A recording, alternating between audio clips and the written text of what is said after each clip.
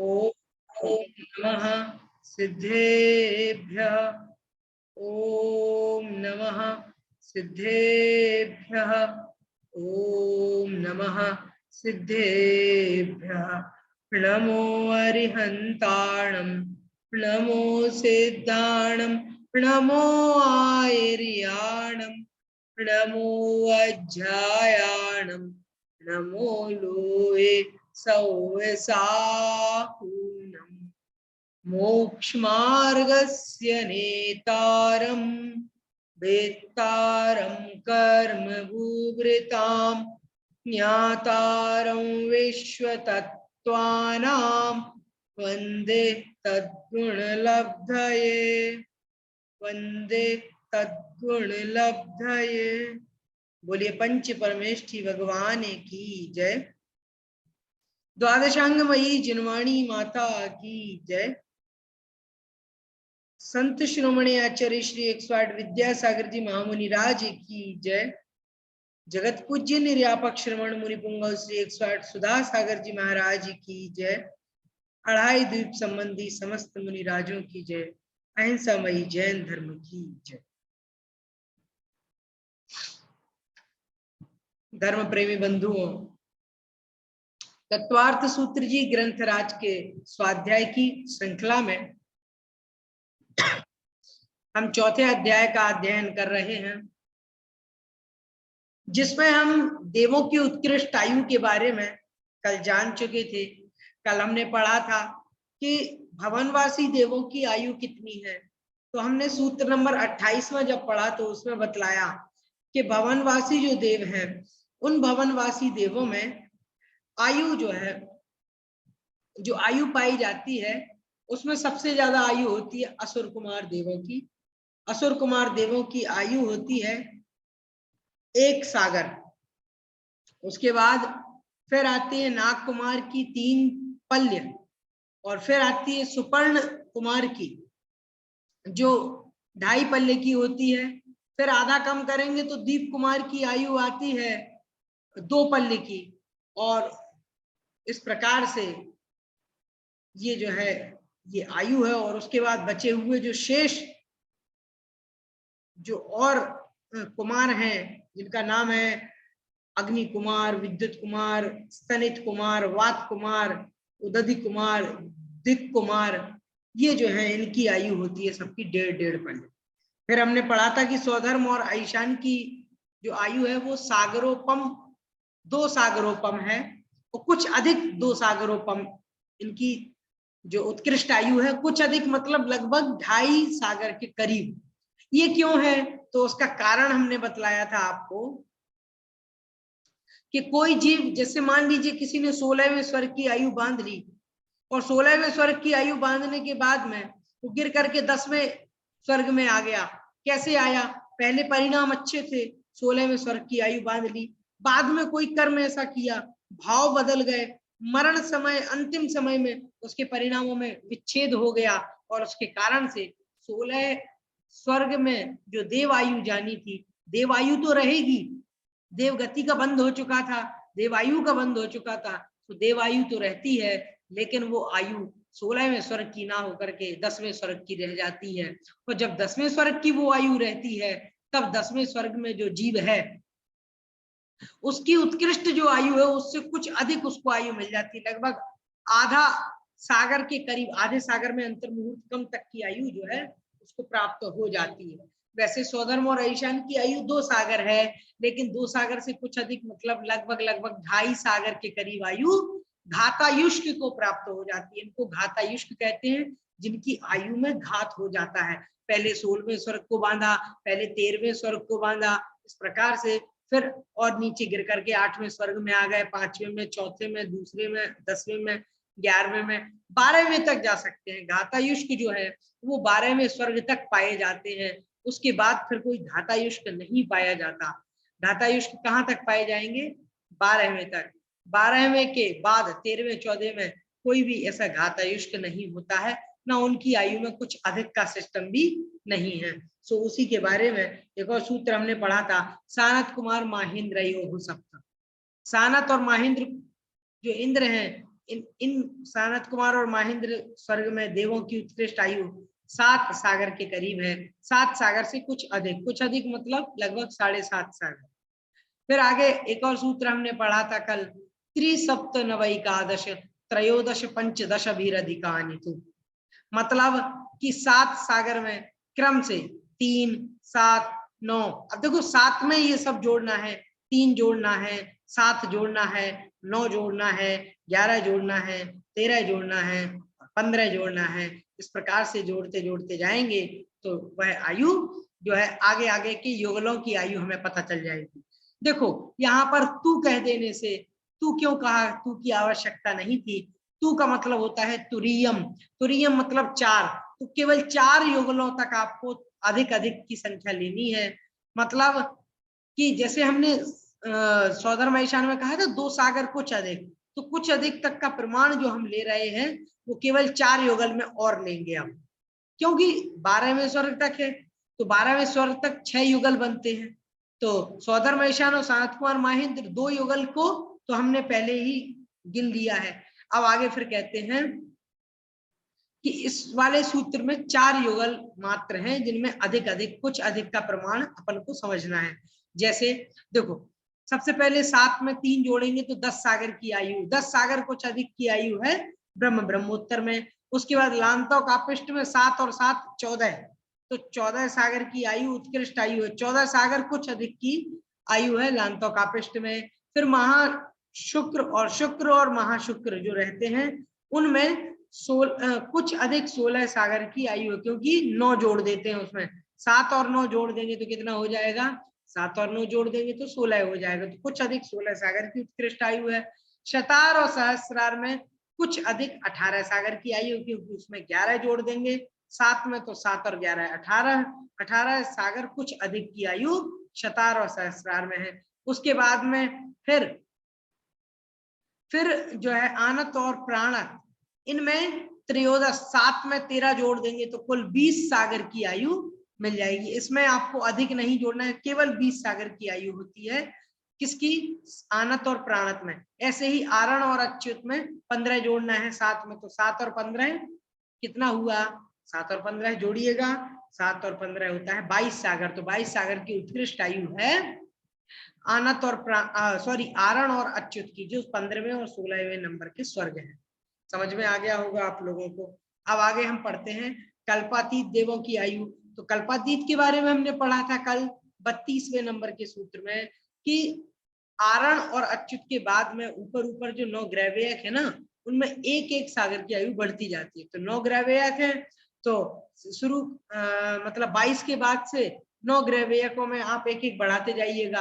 कैसे, 23, 24, 25, 26, 27, ठीक है, 5 ग्रहवेयक तक 27 सागर की उत्कृष्ट आयु। ऐसे ही बचे हैं 4, तो 27 के बाद 28, 29, 30 और 31 सागर की आयु आ जाती है उपरिम ग्रहवेयक की। सबसे ऊपर वाला ग्रहवेयक है उसकी आयु होती है 31 सागर की। उसके बाद फिर कितनी आयु है, तो उसके बारे में कहा है कि 9 अनुदिश जो है ना, 9 अनुदिश, उनकी आयु है 32 सागर की। 31 में एक और जोड़ो तो 32 सागर की आयु होती है अनुदिश विमानों में। और उसके बाद में फिर आती है आयु किसकी, फिर आती है अनुत्तरों की। तो विजय, वैजयंत, जयंत और अपराजित, ये जो 4 अनुत्तर हैं, इन 4 अनुत्तरों में 33 सागर की उत्कृष्ट आयु है। मतलब 32 से 33 सागर के बीच की आयु होती है विजय, वैजयंत, जयंत और अपराजित में।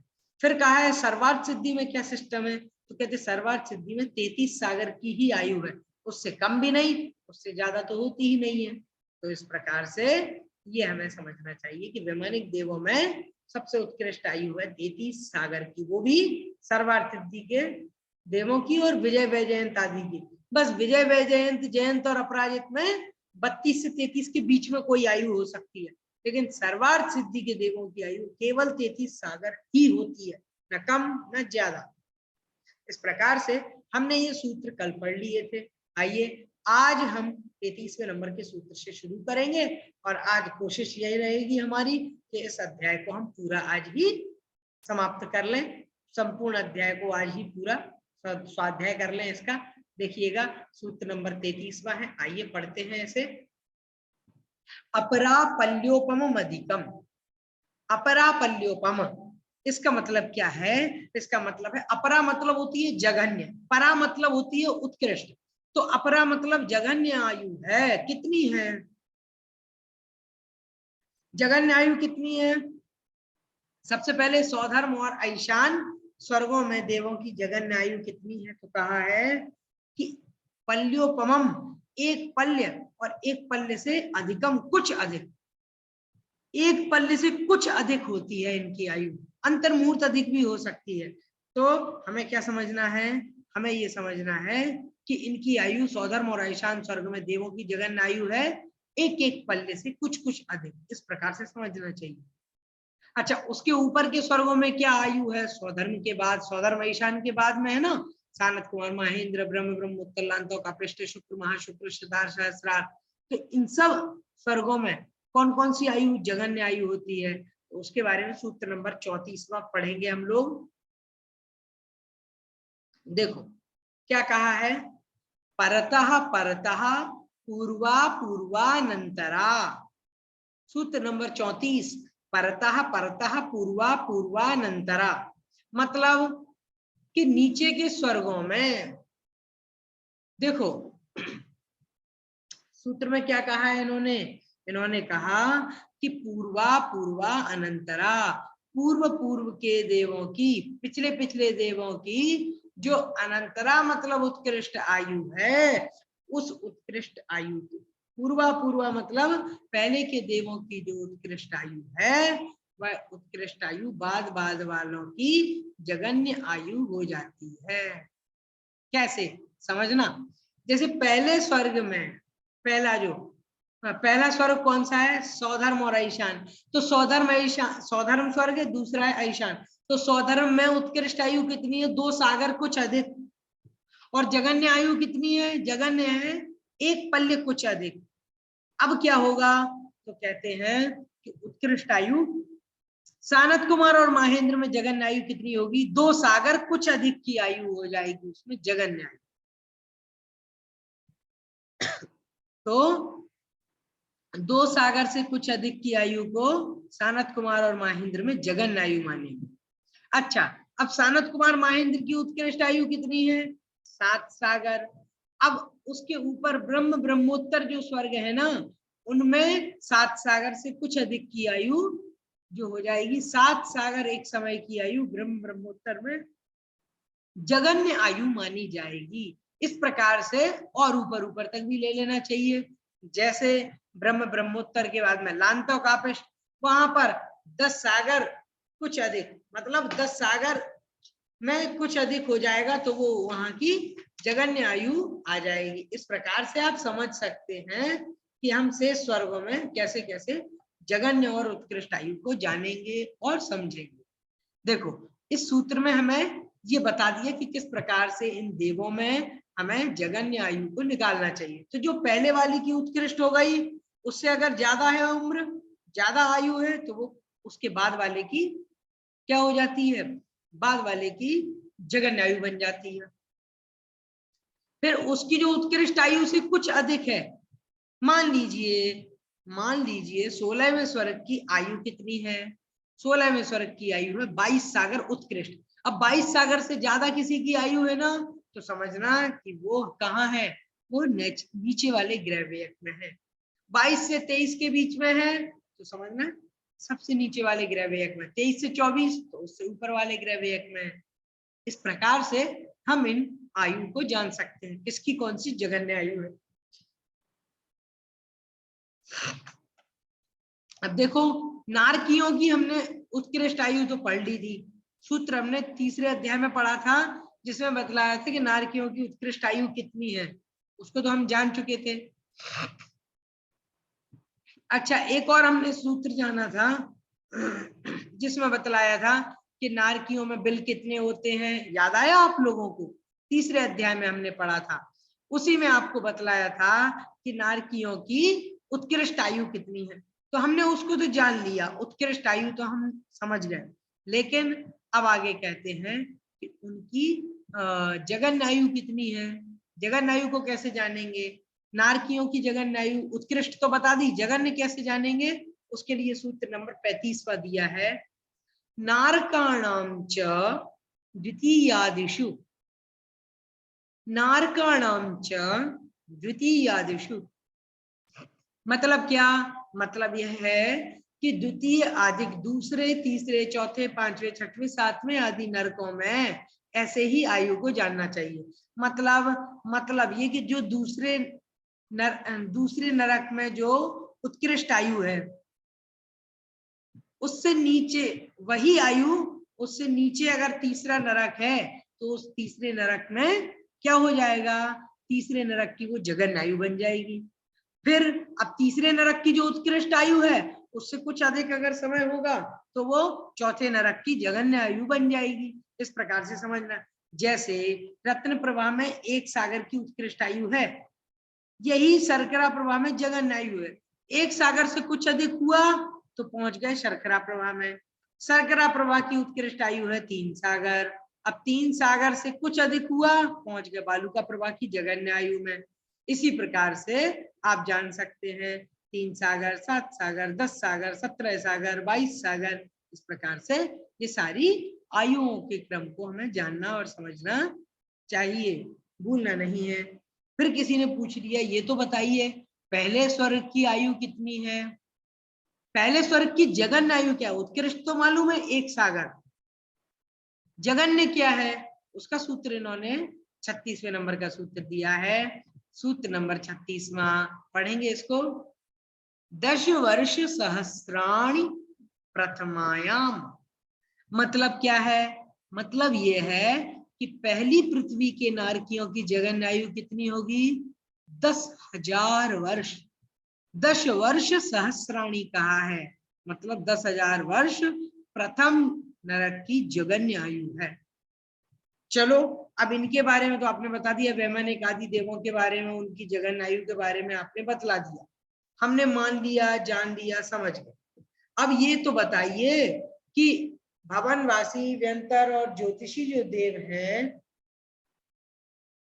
जो भवनत्रिक देव कहे जाते हैं, इनकी जगन्य आयु कितनी होती है? इसके बारे में भी तो बतलाइए। तो उसका सूत्र आगे कहते हैं, सूत्र नंबर 37, 37वां। भवनेषु च, भवनेषु च मतलब भवनवासी देवों की भी जगन्य आयु कितनी है? पिछली वाली तो भाई पिछली सूत्र में जो बताई थी वही आयु यहाँ पर भी है। भवनवासियों की जगन्य आयु कितनी? तो देखो यहाँ पर कहा था ना 10 वर्ष सहस्राणी, मतलब 10,000 वर्ष। तो 10,000 वर्ष जो पहले नरक की जगन्य आयु है, वही आयु भवनवासियों की भी जगन्य आयु है। मतलब भवनवासी देवों की जगन्य स्थिति कितनी है? 10,000 वर्ष। अब फिर कहते हैं व्यंतर देवों की जगन्य आयु कितनी है? व्यंतर देवों की जगन्य आयु भी उतनी ही है। सूत्र नंबर 38 पढ़ेंगे इसको। व्यंतराणाम च, व्यंतराणाम च, व्यंतराणाम च का क्या मतलब है? इसका मतलब है कि व्यंतर देवों की आयु भी जगन्य आयु 10,000 वर्ष है। अच्छा, व्यंतर देवों की उत्कृष्ट आयु तो बताइए।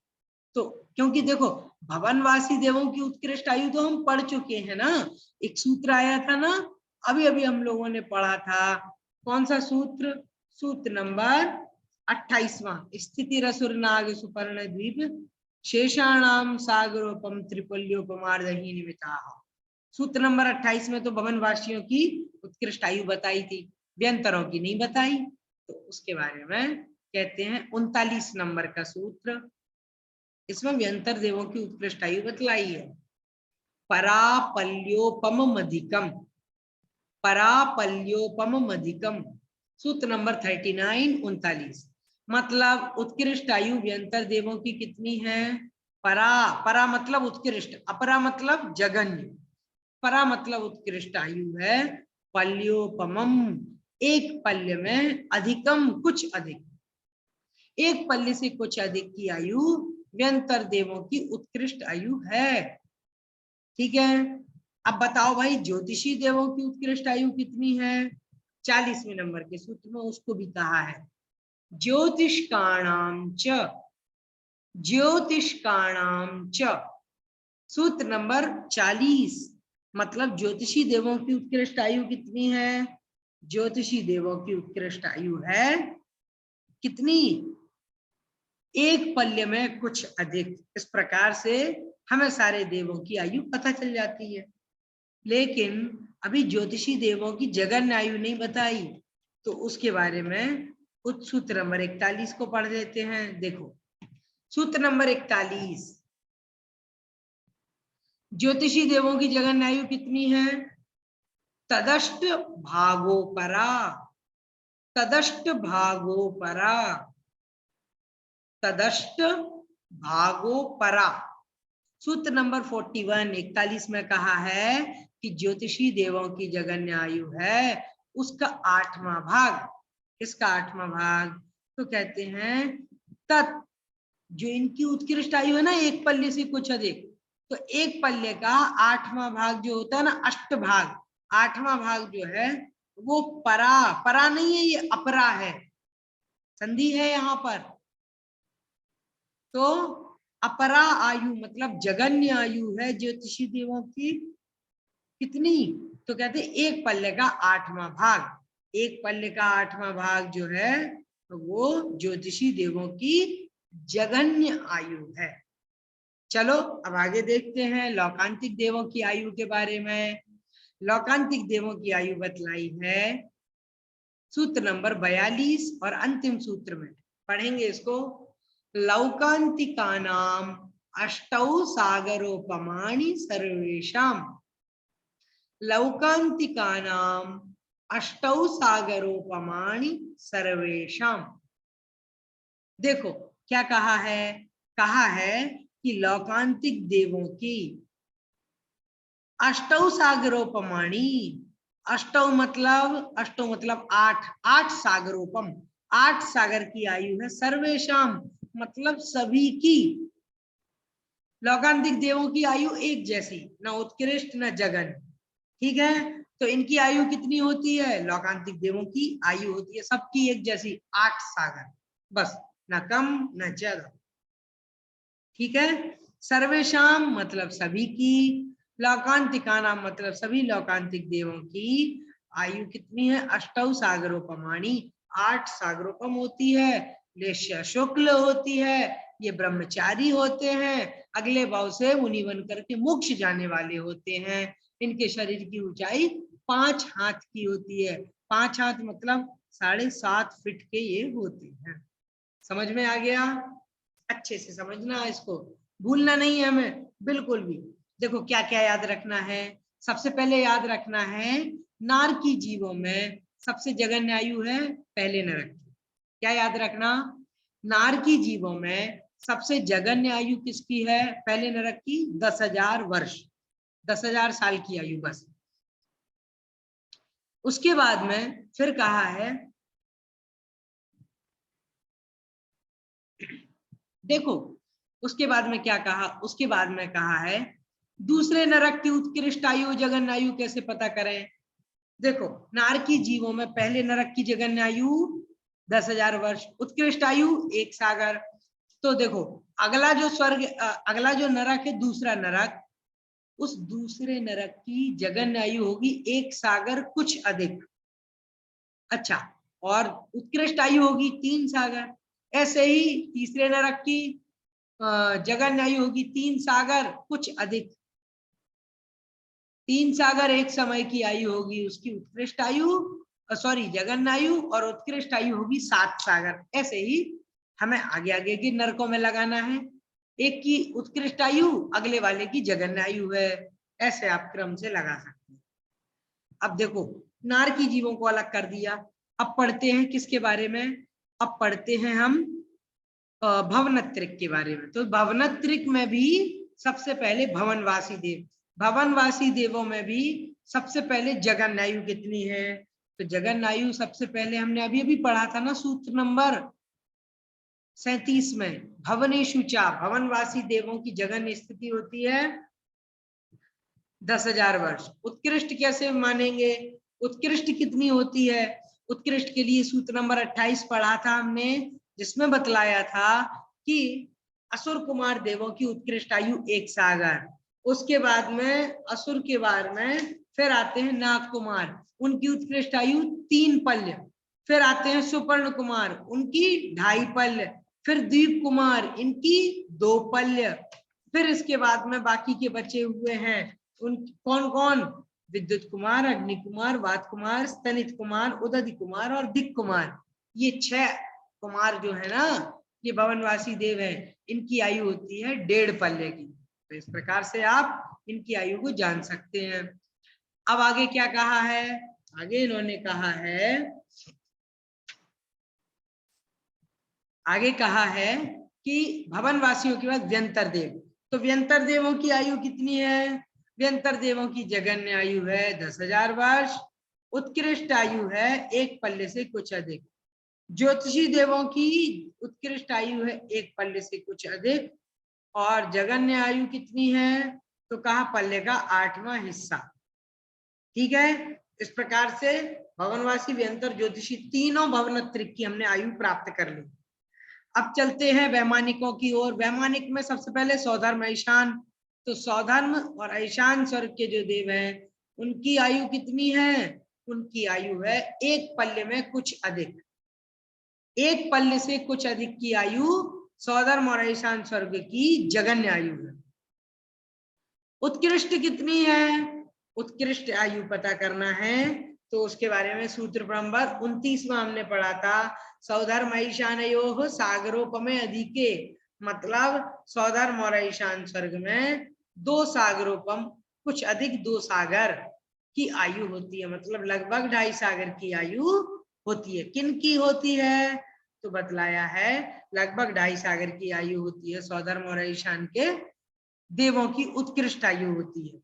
अच्छा, अब आगे सानत कुमार और महेंद्र स्वर्ग में क्या सिस्टम है? जगन्य आयु होगी 2 सागर कुछ अधिक। 2 सागर कुछ अधिक की आयु होगी सानत कुमार महेंद्र की जगन्य। उत्कृष्ट आयु कितनी होगी? सूत्र नंबर 30, सानत कुमार महेंद्र योः सप्त, मतलब 7 सागर की आयु उत्कृष्ट आयु होती है सानत कुमार और महेंद्र में। ऐसे ही आगे चलेंगे तो आगे ब्रह्मोत्तर में, उसमें जगन्य आयु कितनी होगी? 7 सागर कुछ अधिक, और उत्कृष्ट आयु होगी 10 सागर की। ऐसे ही आप सारे स्वर्गों में, फिर अनुत्तरों में, अनुदिशों में और ग्रह व्ययकों में लगा सकते हैं। 16वें स्वर्ग तक और उसके ऊपर ऊपर तक यही सिस्टम चलेगा। जो पहले वाले की उत्कृष्ट आयु है उससे कुछ अधिक होगा तो अगले वाले की जगन्य आयु अपने आप बन जाएगी। लेकिन सर्वार्थ सिद्धि में एक ही आयु है 33 सागर, ना कम न ज्यादा, बस। इस प्रकार से हम जान सकते हैं सारे देवों नारकियों की आयु के बारे में, इनको जान सकते हैं और समझ सकते हैं। चलिए, इसी के साथ हमारा ये 4था अध्याय समाप्त हुआ। इति तत्वार्थ सूत्रे मोक्ष शास्त्रे चतुर्थोऽध्यायः। नमो नमः। अब मैं चाहूंगा आप में से यदि कोई किसी भी प्रकार का प्रश्न पूछना चाहता है तो तुरंत अपने आप को अनम्यूट कर लें, हैंड रेज करें, चैट बॉक्स में अपने प्रश्न पूछ सकते हैं आप।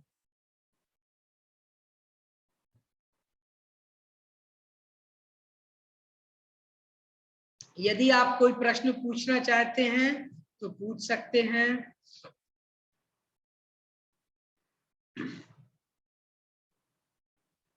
कोई प्रश्न है किसी का? चलिए, अगर आपका प्रश्न है तो ग्रुप में भी पूछ सकते हैं, चैट में पूछ सकते हैं, आप अभी चाहे अभी पूछ सकते हैं। और कल हम एक बार फिर से आप लोगों से पूछेंगे, कोई प्रश्न अगर आपका होगा तो कल आप फिर से लाइव में पूछ सकते हैं। कल एक बात और, आप लोगों को जो समझाना है नक्शा, ऊर्ध्वलोक का नक्शा आप लोगों को अच्छे से बतलाएंगे, एक एक चीज क्लियर करके समझाएंगे। पूरा रिवीजन आप लोगों का कल होगा। चलिए, आज फिर हम इस कक्षा को, स्वाध्याय को यहीं समाप्त करते हैं, विराम लेंगे।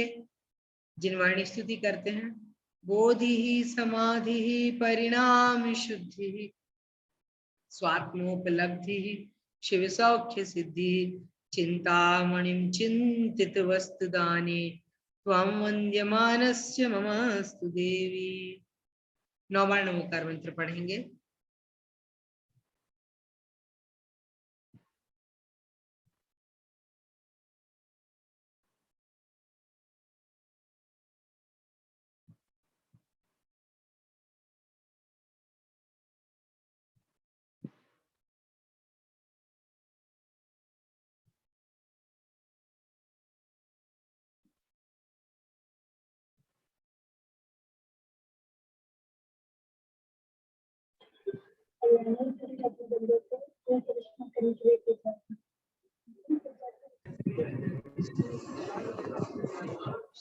द्वादशांगमयी जिनवाणी माता की जय।